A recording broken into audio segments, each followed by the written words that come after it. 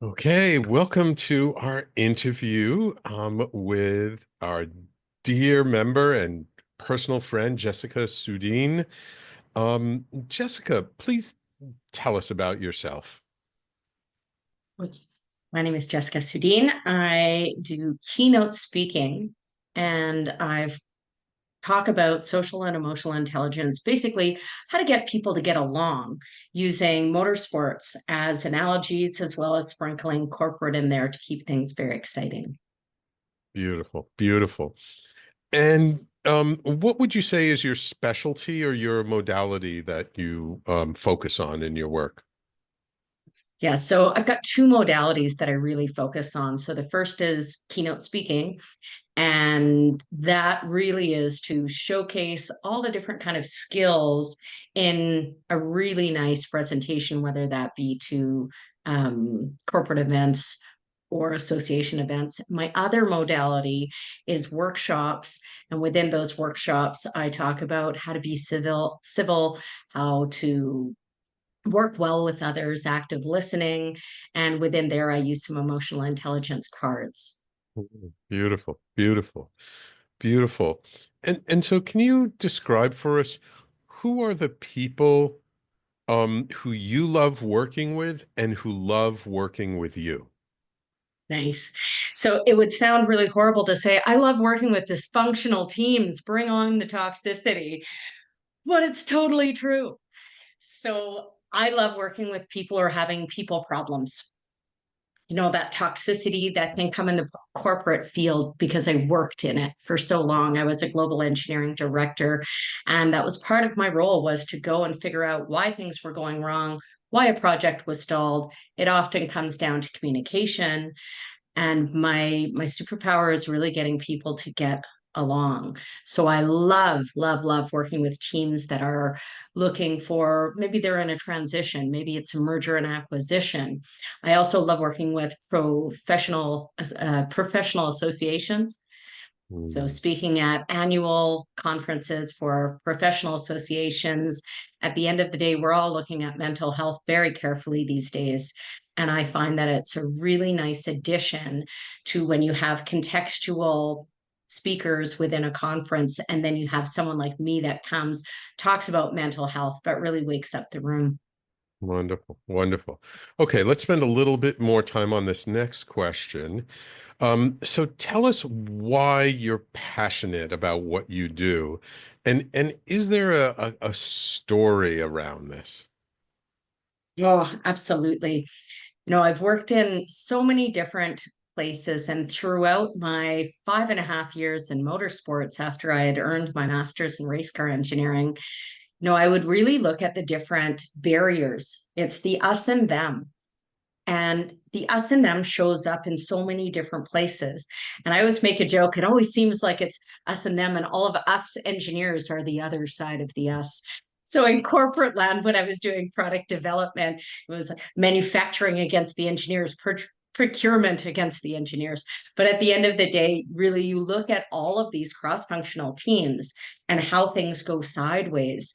And this is where I really dug into this work, because I had so many mentors telling me, you have this gift of being able to get people to active listening, get people to that compassionate side of their lives. One of the stories that got me into this is when I worked on race car teams. When things go sideways on race car teams, Sam, things go sideways.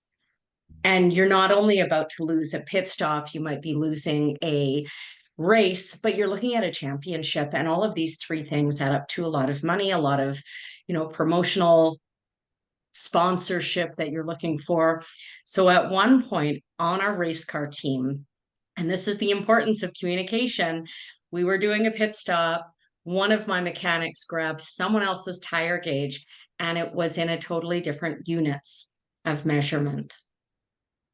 So you could imagine that one of our tires was almost flat and Mm. it got sent out. Horrible. Even the look on your face, God love you. You can imagine what all was going on. And so when I thought about it, this is communication. Is one of the mechanics not comfortable talking to someone else? Do we all know? Do we have the communication standards or at least something in place so that these kind of accidents wouldn't happen? And really, the lesson learned after that, Sam, wasn't even the big thing about we sent a car out with the wrong tire pressure, wasn't about why don't we have stickers? And of course, afterwards, we had stickers saying, this measures in bars, this measures in PSI. But the biggest thing was the finger pointing afterwards. It Mm. was the fallout in the relationship afterwards. And then it was the next race. That animosity, we don't have time for that animosity. Right. So that's really what some of this is stemming from. Beautiful, beautiful. And I'm wondering if you can give us an exercise or an example that can really help the people watching this to give them a real sense of the power of the work that you do. Yeah. So and I do this in my keynotes. Clearly, I would do this in a workshop, but I also do this in my keynotes. Emotional visualization.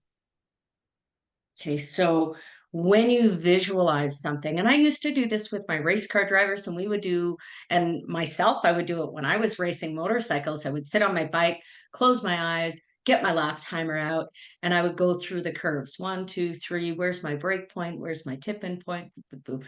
Doing this visualization. Any corner that I didn't remember, this is a corner that I need to pay attention to. Maybe I need to go and look at the video a few times. So these are motorsport visualizations. So not a lot of people do these kind of visualizations through emotionally charged situations. So this is where some really good transformation happens.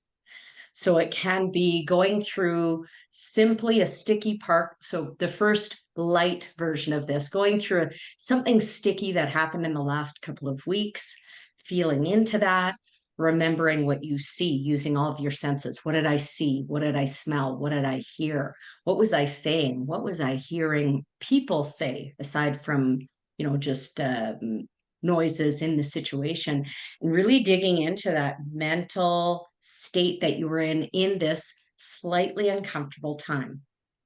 Right. Like I always tell people, don't go into anywhere crazy traumatic, please. I am not a psychologist, but let's go somewhere sticky and uncomfortable. Mhm. So your brain doesn't know the difference between if you are emotionally experiencing something live or if you are visualizing it. Our limbic system, our vagus nerve, like all of these systems in our bodies react as if it was actually happening. So, how wonderful is it to get yourself into those sort of uncomfortable places, practice emotional regulation, which can often look like think about where you are in the room right now. Are you sitting on one side of your butt more than the other? Is the room cold? Is it, you know, what are you hearing around the room? Can you hear the white noise of the air conditioning?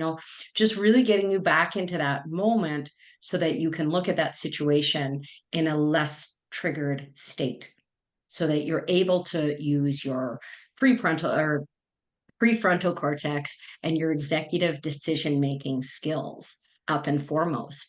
So when we go deeper into this visualization skill, now we move into role playing. Mhm. So if you think about it, okay, I've got this tough conversation I'm going to have with an employee of mine, or maybe especially when you're in a leadership role. So directors, VPs, C-suite. Okay, I've got to have conversation with a peer and it's going to be sticky. Let's go through and do a role play of those conversations, figure out what sort of triggers are you having, and let's dig into where those come from. Because often some of the triggers that we have are coming from ourselves. And it takes a lot of courage to look at that. Yeah. Beautiful, beautiful. And so, Jessica, if people want to learn more about you, more about your work, where can they find you? How can they reach you? Well, I've recently got myself an Instagram account because I often do lectures at the university, and this is where all of those, early 20s hang out. So that's Jess Soodeen. And LinkedIn is my big playground for keynotes and for corporate work or teamwork, motorsports work. So LinkedIn, you'll see a bunch of nice articles that I've written for the University of Calgary's alumni magazines that explains a little bit about my background. I have a really cool, diverse background in the kind of things that I worked at as a design engineer. I got to drive that tank and worked in telecommunication and all of these things. So LinkedIn is a great place where I play. Wonderful, wonderful.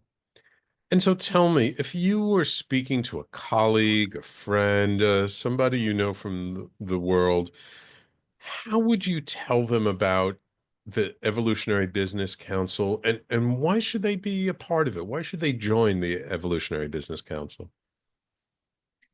When I speak with friends about the Evolutionary Business Council, I really talk about authenticity and value. Mm, So, similar to look at what we're doing here. This is such a valuable piece of marketing tools, and to be able to be interviewed by yourself, Sam, who, I mean, you are recognized globally for what you do. And these are the type of people that really play full in the EBC. mm, Aside from the deep dives, I spoke at the San Diego annual EBC retreat, and it was invigorating.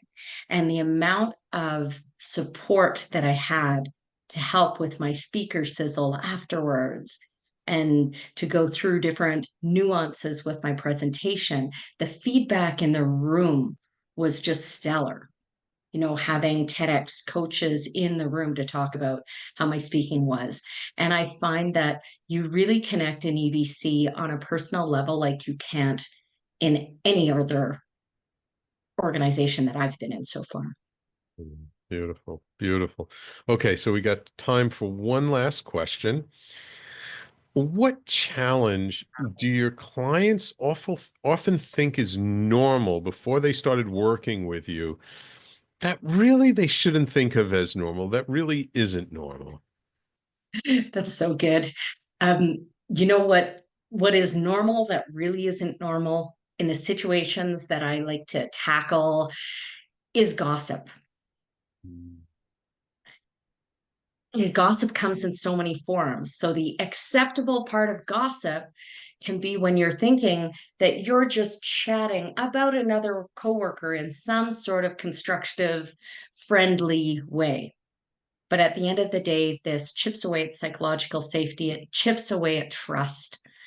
And as we know, it takes you anywhere from 3 to 10 good things to combat a bad thing that was said.